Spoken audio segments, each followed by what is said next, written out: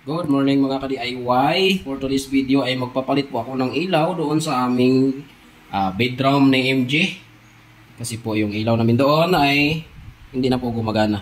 May bago kaming ilaw dito. Meron po siyang ring light. Ayan, paikot. May ilaw din yan. Ayan o. So, ikabit natin to. Dito ko ikakabit mga ka-DIY. Lagay na po kami dito ng patungan. Ayan ha. Ayan, pasensya na, medyo makalat dito. Ayan o. Dito ako, mga ka-DIY. Dito ako makyat. Ito po yung papalitan ko ng ilaw. Ayan. Ayan. Kasi po hindi na po umiilaw yan. Ayan o, wala ang ilaw. Hindi talaga umiilaw yan. Ito po yung kanya control. Ayan. So, palitan ko muna mga ka-DIY. Ito na, prepare ko na po yung mga kailangan ko. Plies, screwdriver, electrical tape, ayan na. At mayroon din ako ditong cordless drill, pang drive ng ating screw, para hindi na tayo mahihirapan at mabilis ang ating trabaho. Tara! Ayan, walang yan. Walay labot. Walay labot na ba kay ako ra nagiputol ka diari mga ka-DIY dre. Iputlan ako ni kay Labaw man. Kung sampaw man siya aryo, mag-overlap sila dito. Pangit naman tingnan. Para maganda yung dugtungan, ayan. Pinutol ko dito. So, tara na. I-install muna natin ito. So, i-install natin ito mga ka-DIY para may ilaw na itong aming room. Room 101. Okay.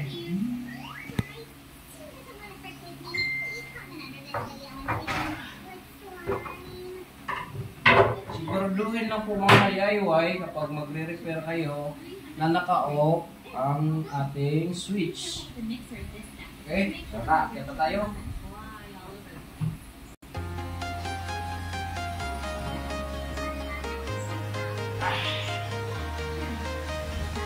Ayan lang po.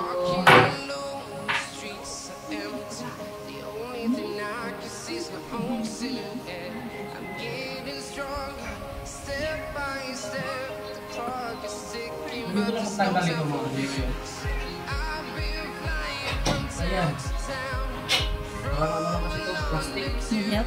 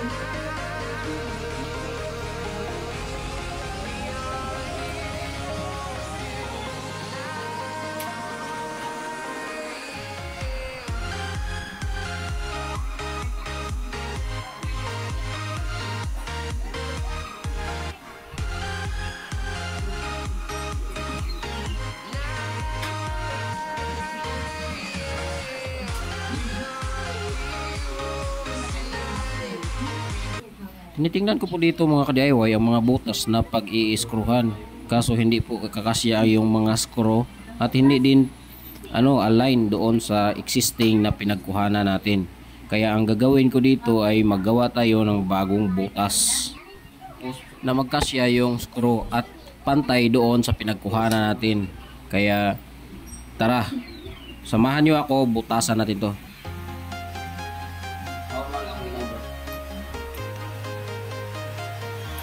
Mga maliliit ito lang mga butas na ito mga ka-DIY, kaya butasan ko.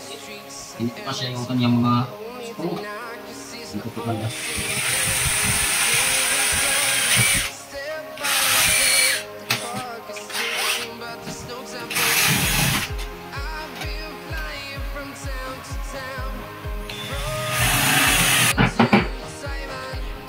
Tingnan natin, bukas yan.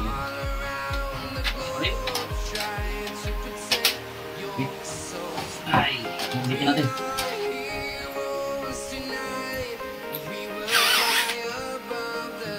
Namaan ko ah.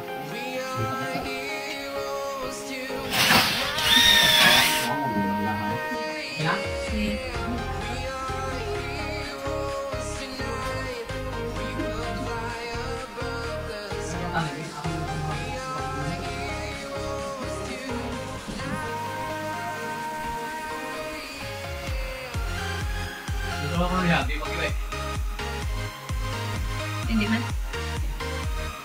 Sa lalo ko ba? Wala lang di. Nakubat siya nga daan.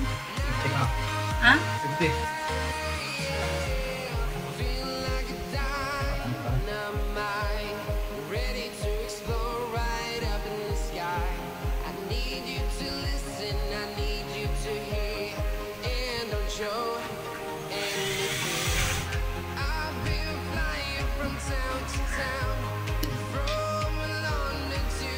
Sige ka?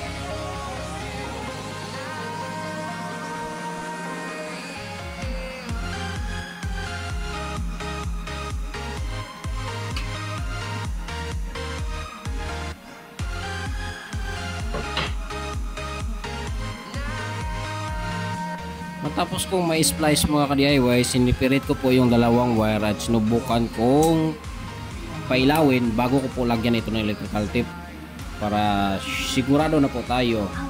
Double check na po yun mga ka-DIY kung gumagana pa ba yung switch natin or hindi na.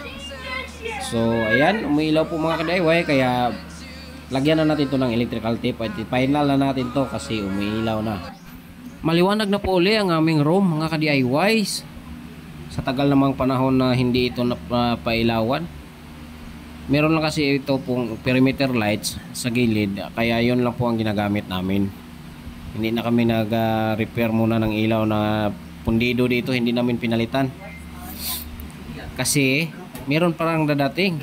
Ito po kasing ilaw na ito mga ka-DIY ay sa kapitbahay po namin ito. Nagpa-repair po siya ng ilaw doon. Sabi niya hindi na gumagana itong ilaw na to, kaya pinalitan namin ito ng bago. At ito naman ang pull out na to ay itapon niya sana, kaya sabi ko hingiin ko na lang sa kanya. Kasi meron din namang design ito. Bala ko naman na lagyan ko lang po ito ng bulb mga ka-DIY. Pero nung itinisting ko doon sa bahay at na-troubleshoot ko, meron lang pala siyang nasisirang pwede lang maayos, kaya inayos ko na mga ka-DIY. Doon kasi sa kanila, hindi ako nakadala ng tester. Talaga namang hindi na siya umiilaw. Gablink-blink na lang po siya mga ka-DIY. Yung switch okay naman. Nilagyan namin ng ilaw na panibago ay gumagana. Kaya ang findings namin ay sira na pong ilaw na ito. Kaya sabi niya itapon niya.